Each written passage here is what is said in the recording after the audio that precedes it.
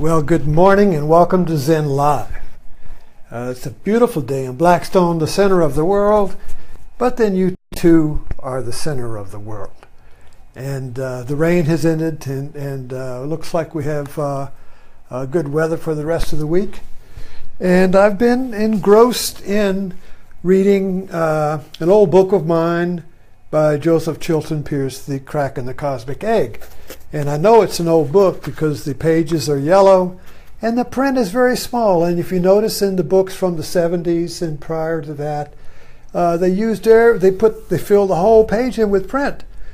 So they got a tremendous amount of print in a small book. Notice how that's changed today. I don't know whether our eyes have gotten worse and we need bigger print, more space, and also we need pictures. You never get a book without pictures now. In fact, there's like an equal amount of pictures in writing. And so it's interesting to see just that, the change in the world from a print world to a visual or image world. And this is interesting because Marshall McLuhan, one of my favorite philosophers, wrote a book on the Gulag Galaxy, which is a study of the dawning of the print world, and now its ending. The print world dawned with the invention of the printing press and the end of print being an art form like calligraphy, and only the monks in the monasteries could write, and they had to copy a book. And if you look at these old medieval books, they were works of art. And it was very prized, and only the priest or the educated could read. And the average person couldn't read. And so when the printing press came, it was able to reproduce print. And this changed human consciousness in the West. There was a change in consciousness with the invention of print. And everything became homogenized. Print became dictionized, so there was only correct print, correct words. Before that, I studied English, and you study English literature, and you could spell Anglo-Saxon days. You could spell a word any way you wanted. There was no regimented spelling. So print brought regimented spelling, regimented thought, and thought moves from left to right, like that, you see. And it created a visual dominant sense. So when you're reading, you're not tasting or hearing or feeling or smelling, you're just reading with the eyes. So it became a visually dominated sense. And this created a particular consciousness that was productive in assembly line work, and also in the regimentation of armies. Notice the difference between Braveheart and the English redcoats. The Irish society was an oral society. Tribal societies are oral. They pass stories down. It's auditory. You listen on the radio. But the visual society organizes everything. So you have the redcoats organized like print. They're all marching in line in little blocks of print. And the tribal Scots are all in just a babel, disorganized or group, you know. And here come the marching lines of print, you see. So, of course, the British Empire and the print world gradually took over the tribal world. But that's changing now, according to McLuhan, with the birth of electronic media, which raises tribalism again. Auditory, the other senses are coming into play. You're interactive with print is a very passive medium. I pick up this book here and I read it. I don't interact with it in the sense that I change it around, or if this were like on an internet, you could get links and go running off in different directions, you see, or put comments on it, you see. or change it if it's Wikipedia. No, it's a passive consumption, you see. So this passive consumption is part of the print world, passive consumption. So anyway, I think I wrote down the title of today's talk just a minute ago, The Salvation Through a Product. So I began to connect dots, as I usually do, and all dots go back to Trump. Sorry. But, and again, I'm not attacking Trump as a political entity. I'm trying to understand Trump as a psychological event, a universal. There's a universal hidden in Trump, you see, in the particular. So I'm interested in seeing the universal because that applies to me and you. Like a formula. And if you have a great meal and you say, oh, what's the recipe? Well, if the woman or the cook gives you the recipe, that means you can reproduce that in your home. If you follow the directions, you're going to reproduce that meal exactly like the master did it. You see? So the recipe is the universal. The particular is that meal that you ate. See the difference? You eat the particular as this, but the universal is in the particular. And if you can abstract that, then you can recreate the particular in another time and place. So how does this fit with Trump? Well, what little bit I know about Trump's history is that he was a real estate developer, and this is a concrete operation.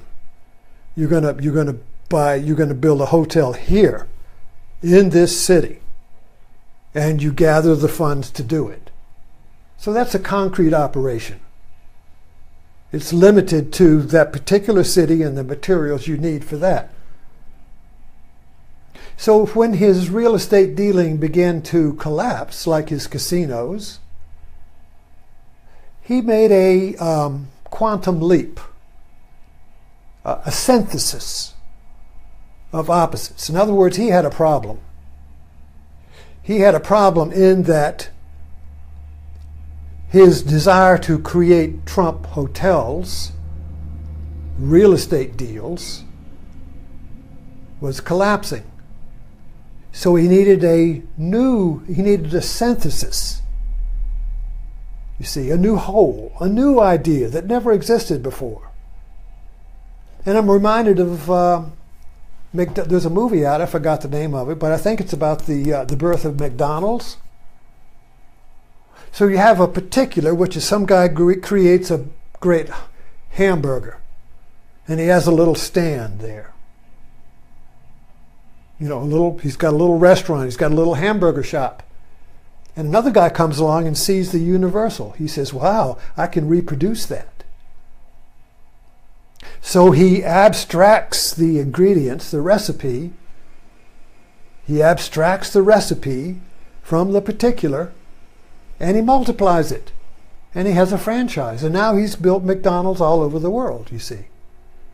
So Trump extracted the ingredients from his particular, which was a hotel builder. He abstracted the universal, and now he multiplies himself all over the world. And with that, you see, Trump began to multiply, like print, like books, his brand, his name. So it wasn't just a Trump hotel, it became Trump wine, Trump steaks, Trump this, Trump that. You see, stamp, stamp, stamp, stamp, stamp. Name Trump. So he's selling not a particular, he's not selling you wine, he's selling you Trump wine. He's not selling you steaks, he's selling you Trump steaks. So the product is irrelevant. The product becomes an idea, an abstraction that doesn't really exist except in the mind. And this is the key to advertising. Now, one of my favorite episodes, I forgot to, I got this timer down there, forgot to turn it on, so I don't know how long I've been talking. Mad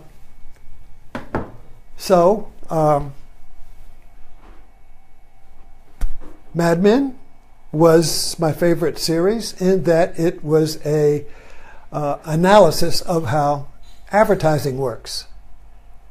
Now, advertising is a new phenomenon in the same way that the Gutenberg Bible was a new phenomenon.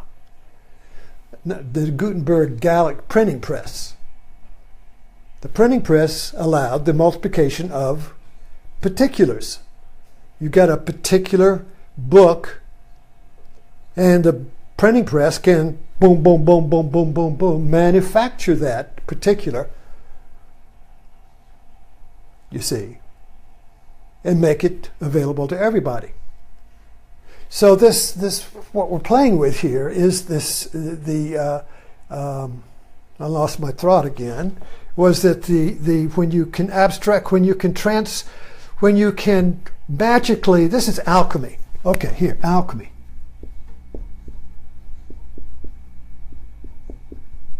Mad Men was all about that. Okay, so you got a product. All right, so you got the Ford Motor Company comes to the advertising agent, says, we got a new car.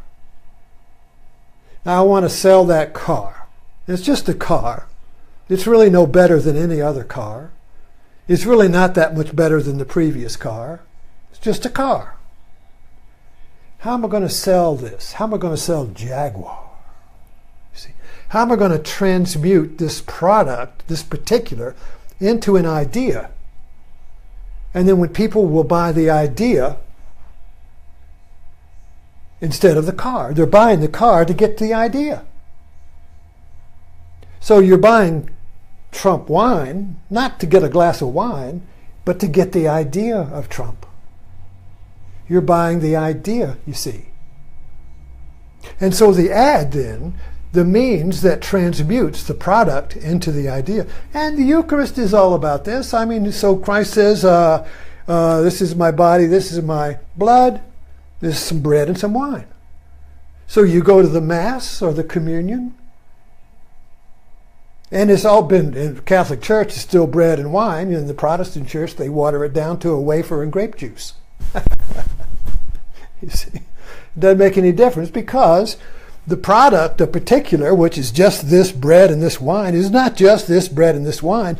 It goes through the alchemy of an idea. So now, when I eat the bread and the wine, I'm eating Christ.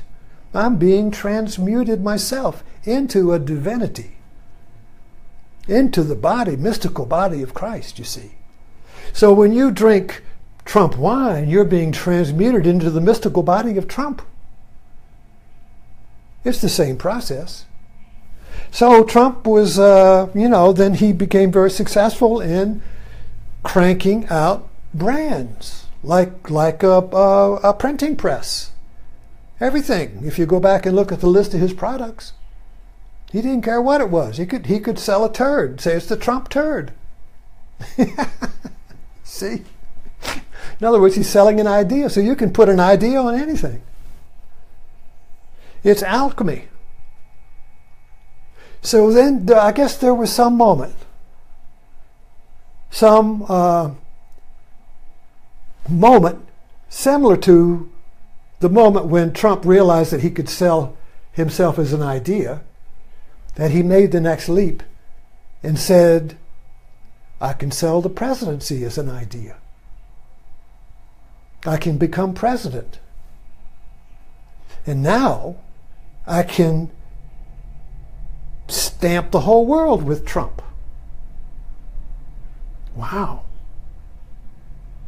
So he took that leap.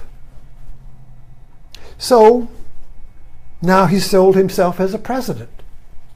President Trump. It's the same as Trump wine or Trump steaks. Only now he branded the president. Now the president, you see, is already an alchemy. The American president is a particular in that it's going to be some guy you elect. It's going to be a human being.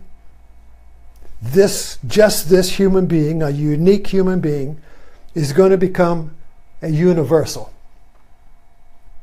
The president as the office is a universal.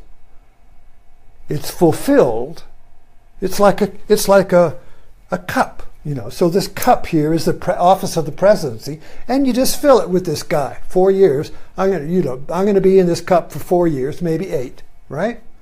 And everybody drinks the combination, the elixir, the martini, the communion of the universal and the particular. The particular guy in the universal office. You see, when you put these together, you have magic. You have power. You can change the world. When you become see, the universal is God. Or God is a symbol for the universal. So when you become the universal, you can change the world. You can change creation, just like God changes creation. You see? When the universal and the particular become one, then that particular human being, while he fulfills that office, is a God-man. God is the universal, man is the particular, the historical man. So when you put the two together, it's alchemy. And the particular then begins to exercise universal power, real power, much more power than he ever had as a human being, as a mere mortal, you see. So the God-man is immortal. And after he leaves the office, his picture will be up on the wall forever, in the hall of immortals, you see. So this is what really happens, you see, with our presidential election, you see. The particular becomes God, or the universe. We don't say God because we're in a secular society, you see. So we can't use he becomes God, you see. But in a monarchy, the king was a representation of God. You know, in a theocracy, you know, the God-man, in all in ancient civilizations, the king was a God-man. So, getting back to Trump, you see, we have now a master salesman who's selling the presidency stamped with Trump. So he is taking an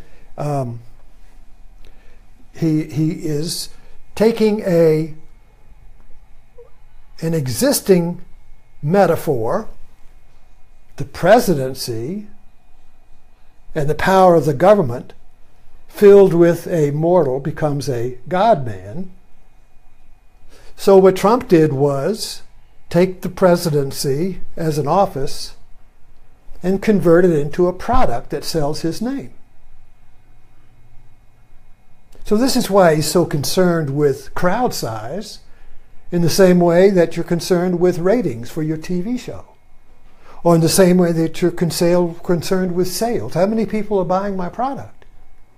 How can I get more people to buy my product? So size is very important for Trump, because he's primarily concerned with how he's selling his product, which is himself as an idea.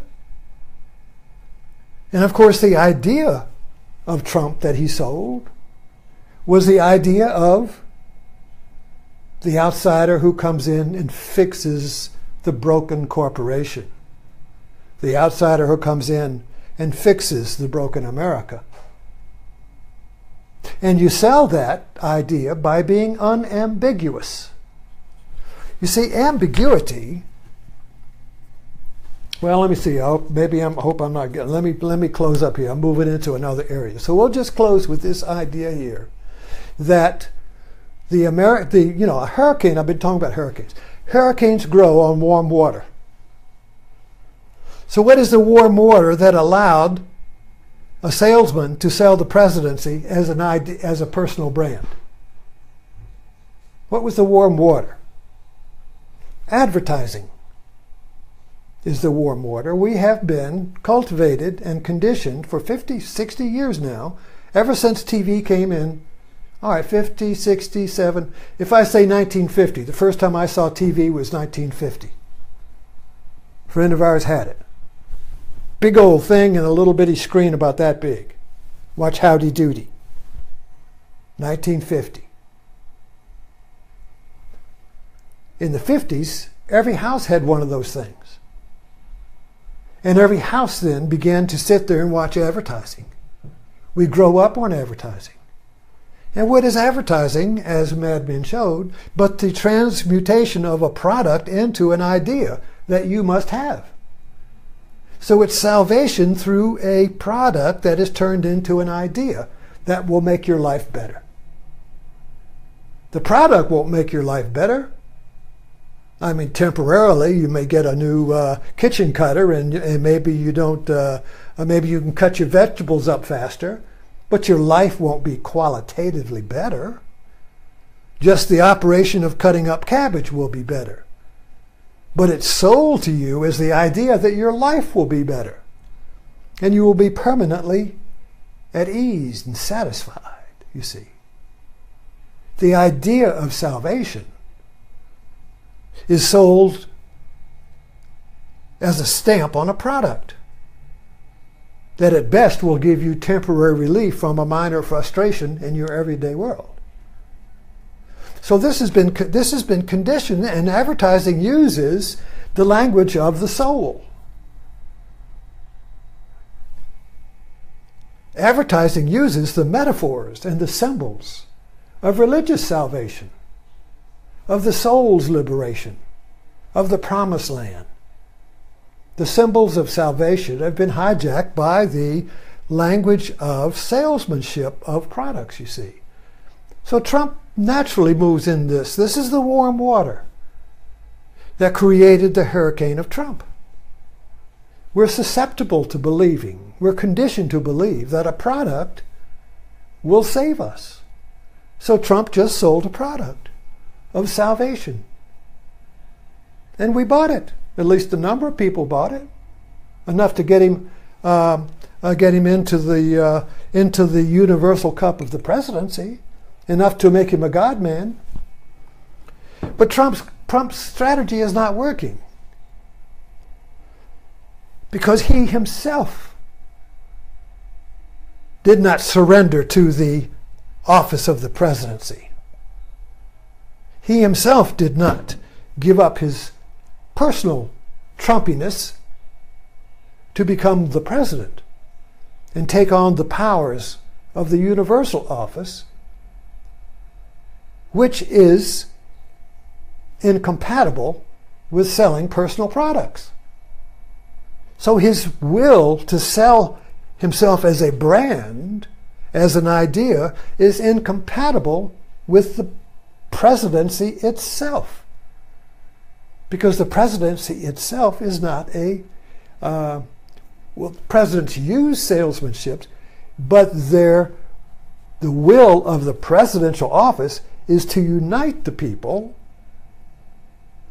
you see. So the intention of the president, the intention of the office is to unify and not to promote your personal enhancement or profit, you see.